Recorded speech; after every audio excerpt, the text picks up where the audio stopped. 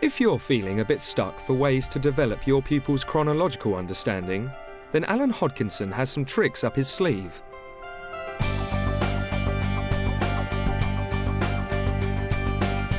Pupils' chronological understanding in primary history has been cited by the QCA as being an area of concern. Alan Hodkinson is a senior lecturer from the University of Chester who specialises in teaching chronology and has been developing Key Stage 2 materials for the QCA. I think chronology is important because for me it's the air that history breathes. It enables children to place people, periods and events in a correct time sequence. And I do believe fundamentally that without that sense of chronology that history becomes a confusing mass. Indeed, it remains chaotic until it's sequenced. Here he encourages a group of primary teachers to try out some of the activities he's designed for pupils, including a lively time machine game, a revamped version of the timeline activity, as well as some literacy and maths quizzes, which can be used in plenary sessions. These activities are designed to give teachers ideas and a confidence boost when tackling the difficult area of chronology. We use this word chronology ever such a lot, and it appears in all the government documentation and schemes of work, but what actually does it mean? It's more an understanding of time than events, actually, because children have to have a capacity to understand what time is before they can place things in time. I think that's a very important point, yes. Yeah. And there's appropriate vocabulary as well, isn't there? Very important. Linking, I mean, sort of like using the words for the past. Absolutely. And relating to the present as well. The other question I ask is, do we employ the terms a long time ago and a very long time ago? It's hard language, isn't it? A long time ago for somebody might be what happened at playtime. Absolutely. But also for another child in your class, it might be what happened, you know, sort of like their nan and granddad or something like that. Absolutely. So that sort of language is ever so difficult for children to understand. And what's interesting is when you work with children, you ask them to time a minute in the head without using a watch. Yeah. And they can't do it for a minute. Yet in the original national curriculum, we asked them to sort of conceptualise time over 1,000 years. But unless the 1,000 years things is understood, then any sort of display that says hats through the ages just becomes a pretty display, and we lose that historical significance that we're really trying to promote. I also think in every lesson we need to start from where the children are. We need to try and diagnose what their level of understanding, what they've remembered since the last lesson and what they've forgotten. Any other reasons that we can think about? I think they'd get very confused if they didn't have that sense of when things happened. Sure. I know in school I teach as a Year 4 class. It's the bane of my life. They teach the Tudors and the Greeks at the same time. Oh, yes. So I'm sure they think that Henry VIII was Greek. And, yes. And it just, yes. I just think they need to be able to understand and put things in yes. a time frame. The first activity that we're going to do is we're going to have a look at how we can sort of do a fun activity to see how far children are able or capable to go back into the past. The first thing we must always have is our special time machine hats. See how you go with them. There are clips on the back, you can tighten them up. So the first thing we're going to do is we're going to set the time of where we're going to go to first. Now the first one I'm going to tell you where we're going to go. We're going to go back to December the 25th, 2005, Christmas Day, morning. Set your dials to December 25th. Oh, we've got the dinghy model. Whoa, wow. I found the time machine activity a little bit embarrassing, but I think it's something that if you did with children they would find good fun. You're enjoying it, I can tell. Here we go, go. Oh, we like it. Come on, let's see, further back in time you go, the better. Keep going. Stop. Very small time jump. Look through the window. What can you see? Innards of a turkey. Oh, we like. Yes, what can you see? Christmas tree. I think that particularly if there's no experience what time is and understanding time in the Key Stage 1 level, by the time they get to Key Stage 2, if you talk about so and so happened at such a date, it will just go completely over their head. Teaching chronology can be a difficult area because I think you do need to have it fairly rooted in information and practical things like stories, or as we did today, especially the time machines. That really, really positive. I want you to make your own time jump, to go as far back in time as you possibly can. Go! Yeah, well, a bit more than that. Come on. Okay, when Sit down, draw what you see. I do think you'd get the different perspective of how children do see time. When some children seeing time as sort of like, 100 years ago is a long time, other people see time as 5 minutes ago is a long time. I think that would work very well. You'd get a good differentiation from that. Where did you go to? I went to the creation of the Earth 4 billion years ago. Where did you go back to? Henry VIII, because I'm a child at heart. It's history for me. It's Tudor. We went together. So we went together. I went back to the last ice age because that was as far back as I could think of going. Did you say we could maybe use that for some sort of assessment of children's understanding about how they conceptualise time and in what order and how far they can go back?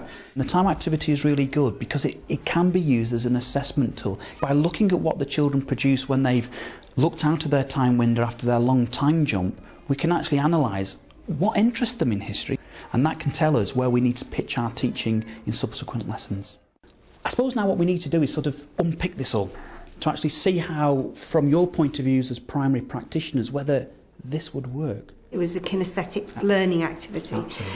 And that's always a very valuable tool Absolutely. when you're getting through to children. How do we keep this really wonderful and rich and vibrant learning going into the next section of the lesson? And I think that's what we're going to move on to next, how we develop this within the development section. So now we need to move into a timeline. I'm going to give you a pack of cards. So some of these people are very special to me. So for instance, there we have my younger brother Simon. But we also include upon these cards some interesting dates that help us locate them in time. I want you to find me somebody who can go on this timeline who was born in 1972 AD. Let's go, who's it going to be? Who's going to be first? Let's see. Yes, well done, show me. Fantastic, would you like to go and stick it on the board? In relation to the timeline, personally I feel it's a very underused resource. Very often I go into classrooms and just see it being used as a display, but it's a wonderful interactive tool that you can get children working with, and I think it's very important because it also sets the boundaries of the time period or the chronology that you're studying. The secondary aim of that activity in terms of pedagogy was to demarcate where the centuries are, and we do that by using a yellow line, and we say to them that the possibility of living through more than two yellow lines is virtually impossible, and 3 is impossible. I like the ideas of actually having the actual decade cards, and I teach year 6, and I think they could really have great fun on sort of like in the ICT suite, making the cards as well. So that activity in its own right would be interesting, and then placing them onto the timeline, I think would be excellent. One of the things we can do with these cards, if we're not using a timeline, is play games. You can play a simple game as a snap.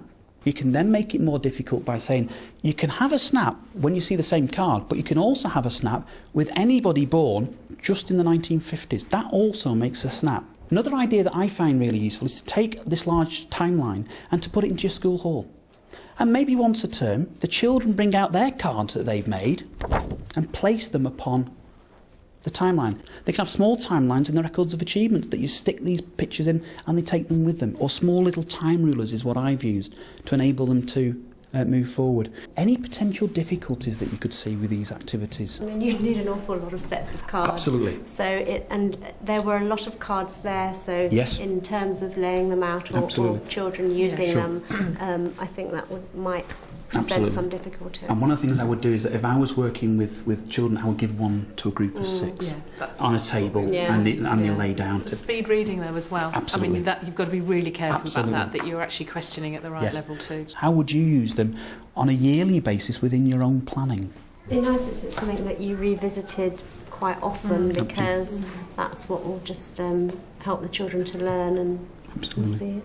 Just thinking, a few years ago we had a history day and everyone had to come in dressed as a character from history, and you could combine that with the sort of ordering the characters. You could actually physically put the children into order, which would be quite a nice thing to do.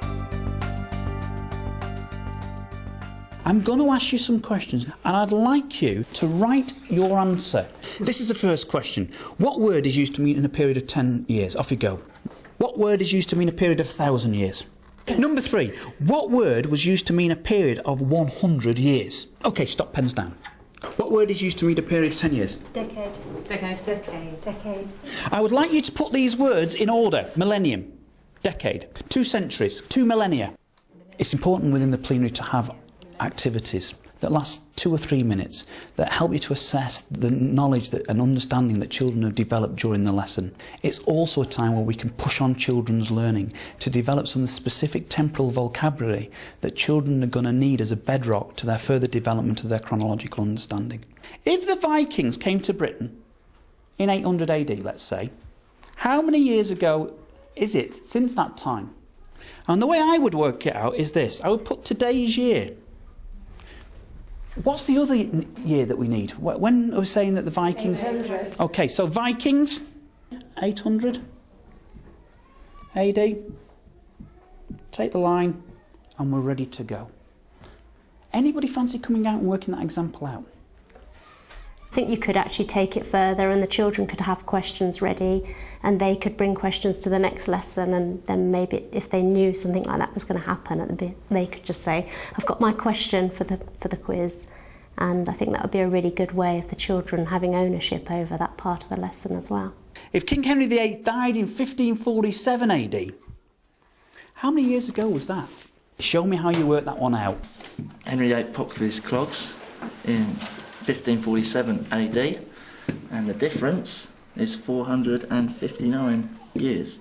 When you put people under pressure like that to come up with quick answers, you often push them to the edge of their learning. That's a very valuable tool because it can lead into the next lesson of pairing teachers or pupils together as study buddies, putting a good pupil with a pupil that maybe needs a little bit of help. And very quickly pupils do pick up the idea of the mathematics involved in chronology. What do you see as a positive aspect of that sort of work at the end of a lesson? I was actually thinking that's Anyway. brilliant brain gym to do it any time. Absolutely. You know? We very often use examples from English literacy and science because that's what we're pushed to do. Why not history? Using the language, using the vocabulary, embedding it in the child's understanding of history and chronology. What would you do differently if you had your time? I think it's really hard to differentiate that. There'd be quite a few children who just couldn't do it. Yeah, absolutely.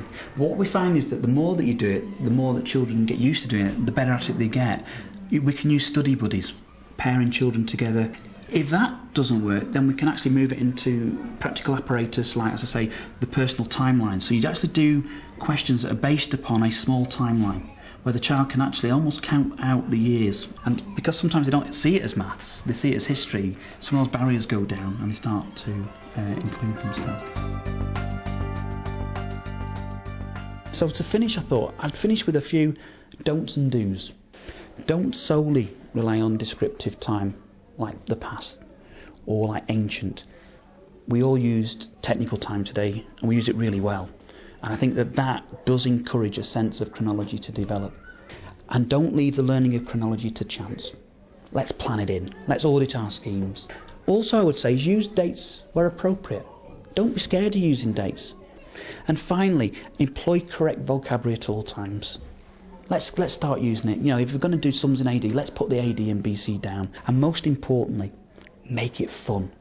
So finally, thank you for your time today. Please excuse the pun, I like it, and I really hope you've enjoyed what we've done, and it's been an absolute pleasure. Thank you. Thank you.